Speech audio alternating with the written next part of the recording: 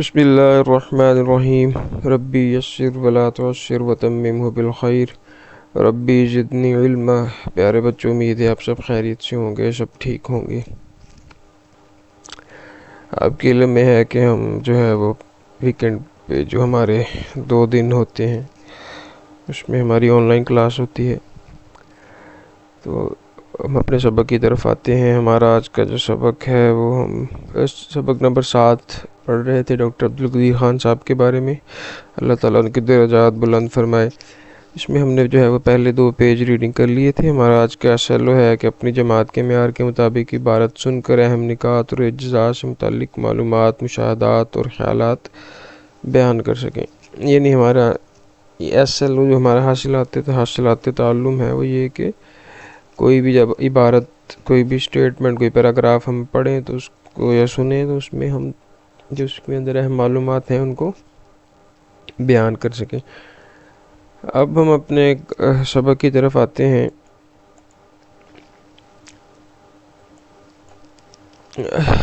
ہم نے جو سبق میں پہلے ریڈنگ کی تھی اس میں کا خلاصہ تھوڑا سا آپ کے سامنے رکھ دیتا ہوں کہ ڈاکٹر عبدالقدیر خان صاحب کے بارے میں کہ وہ 1 اپریل 1936 کو ہندوستان کی ریاست بھوپال میں پیدا ہوئے، اور ان کے والد جو تھے وہ ایک اسکول ٹیچر تھے، والدہ جو تھیں وہ گھریلو خاتون تھیں، اور اسی طرح جو ہے وہ پھر انہوں نے اپنی تعلیم بھوپال سے جو ہے وہ کی، میٹرک وہیں سے انہوں نے پاس کیا۔ اس کے بعد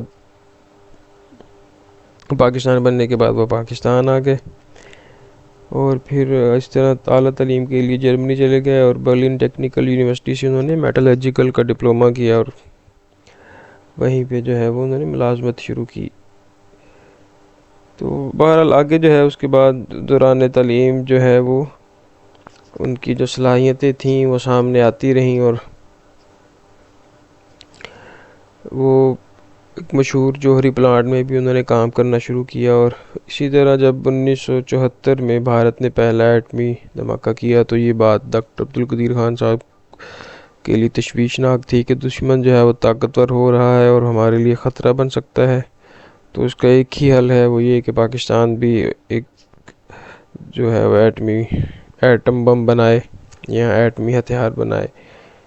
تو وہ واپس آئے وطن، اور انہوں نے جو ہے وہ آ کر 1974 میں بھٹو صاحب جو اس وقت تھے انہیں یہ ساری بات بتائی، اور اس پر پھر انہوں نے قدیر خان صاحب کے مشورے کو ماننا، اور اس پر پھر کام جو ہے وہ شروع ہو گیا۔ شروع میں لوگوں نے اس کا مذاق بھی اڑایا، بہرحال آہستہ آہستہ یہ اپنے جو ہے وہ اس مشن پر لگے رہے عزم و استقلال کے ساتھ۔ بھٹو صاحب کے بعد ضیاء الحق صاحب جو تھے وہ آج یہاں سے ہمارا سبق شروع ہوگا۔ تو بھٹو صاحب کے بعد ضیاء الحق صاحب کی حکومت میں بھی ایٹمی منصوبہ پوری رفتار سے جاری رہا، ٹھیک ہے، اور ان کی جد و جہد رنگ لائی، اور 1983 میں اتنا یورینیم تیار ہو گیا جس سے ایٹم بم بنایا جا سکے۔ تو 7 سال کی جو مدت تھی، یہ عرصہ تھا، اس میں انہوں نے پاکستان کو ایٹمی طاقت بنا دیا۔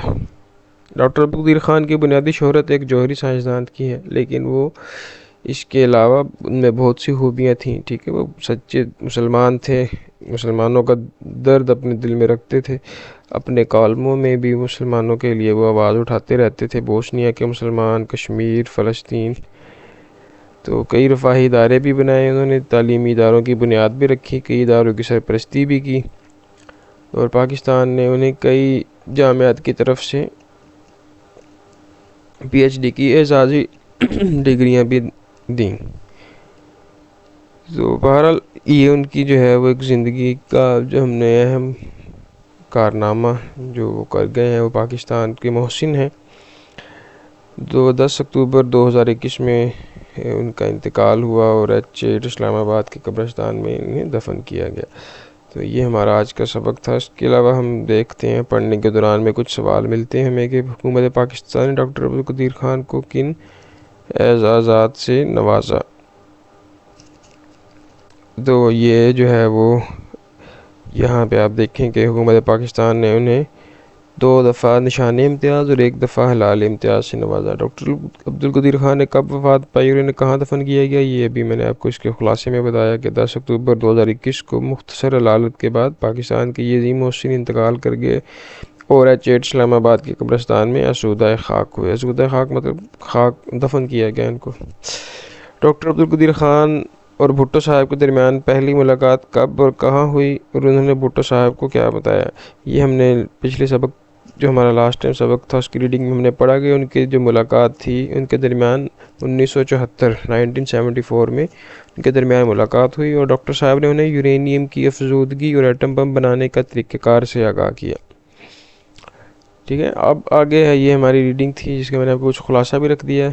ایکسرسائز کی طرف آتے ہیں تو ہمیں شارٹ کوسچن جو ہیں وہ آج کرنے ہیں۔ ڈاکٹر عبدالقدیر خان نے PhD چھوڑنے کا ارادہ کیوں کیا اور ڈاکٹر سٹارک نے ان سے کیا کہا؟ اس کا جواب جو ہے وہ پیج نمبر 74 پر آپ کو مل جائے گا۔ پیج نمبر 74 کا سیکنڈ پیراگراف کہ ڈاکٹر عبدالقدیر خان نے ملازمت کی خاطر PhD چھوڑنے کا فیصلہ کیا۔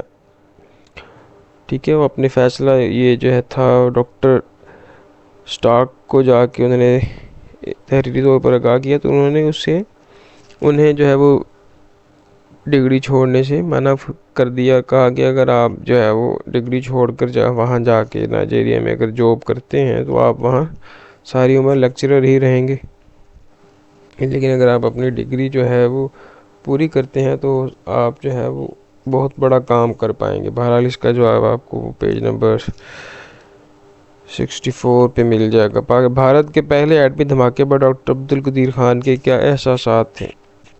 اس کا جواب بھی پیج نمبر 64 پہ ہی مل جائے گا آپ کو۔ 64 پیج کا جو ہے وہ تیسرا پیراگراف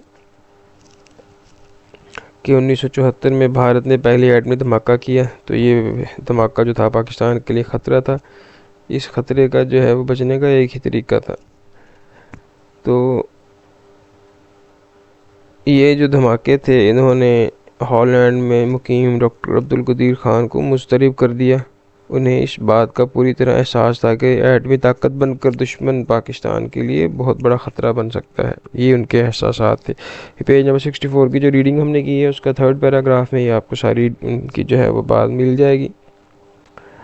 آگے ہے ایٹم بم کی تیاری کے علاوہ ڈاکٹر عبدالقدیر خان کی اور کون سی خدمات ہیں؟ یہ آج ہی ہم نے جو سوال پڑھا ہے اس کو ریڈنگ میں دیکھ لیں کہ اس کے علاوہ وہ ایک ہمہ گیر شخصیت تھے، وہ ایک راست فکر مسلمان اور دل رکھنے والے انسان تھے۔ اسلام اور پاکستان سے محبت میں ان میں کوٹ کوٹ کر بری تھی۔ یہاں سے بھی آ سکتا ہے۔ اپنے کالموں میں کشمیر، فلسطین اور بوسنیا کے مسلمانوں کے لیے آواز اٹھاتے، کئی رفاہی ادارے قائم کیے، متعدد تعلیمی اداروں کی بنیاد رکھی۔ یہ جو اس کے جواب میں آ جائے گا۔ اب آگے آ جائیں۔ پاکستان کے مستقبل کی خاطر ڈاکٹر عبدالقدیر خان نے اپنا مستقبل داؤ پر لگا دیا۔ اگر آپ ان کی جگہ ہوتے تو کیا کرتے اور کیوں؟ تو یہ سوال آپ نے خود کرنا ہے کہ اگر آپ کو پاکستان کی خاطر اپنا مستقبل داؤ پہ لگانا پڑتا تو کیا آپ لگاتے، اور اگر لگاتے تو کیوں لگاتے؟ بڑا آسان سا سوال ہے۔ آگے کہتے ہیں کہ اگر آپ کو کوئی چیز ایجاد کرنے کا موقع ملے تو وہ چیز کون سی ہوگی اور کیوں؟ نیز آپ اس سے کیا کام لینا پسند کریں گے؟ یہ بھی جو ہے وہ آپ کی کرنے کا سوال ہے کہ کوئی ایسی چیز آپ بنانا چاہتے ہیں تو وہ کیا ہوگی اور لوگوں کو اس سے کیا فائدہ ہوگا۔ یہ دو سوال آپ کے کرنے کے ہیں، بہت ایزی ہیں۔ اگر اس میں کسی قسم کی مشکل ہو تو آپ جو ہے وہ مجھ سے پوچھ بھی سکتے ہیں۔ اب ہم اپنے ہوم ورک کی طرف آتے ہیں۔ ہمارا آج کا جو ہوم ورک ہے وہ ہم نے جو مختصر سوالات ابھی پڑھے ہیں ان میں سے کوئی ایک سوال، بلکہ آپ جو ہے وہ کوسچن نمبر 6 آخری سوال جو ہے وہ ہوم ورک میں کر کے آئیں گے۔ کوسچن نمبر 5، ٹھیک ہے، 6 نہیں ہے، سوری 5 ہے، میں سمجھا تھا 6 سوال ہے۔ تو یہ آپ کا ہمارا آج کا تھوڑا سا کام ہے، تو اپنا خاص خیال رکھیں۔ اسی کے ساتھ ہمارا سبق ختم ہوتا ہے۔ فی امان اللہ۔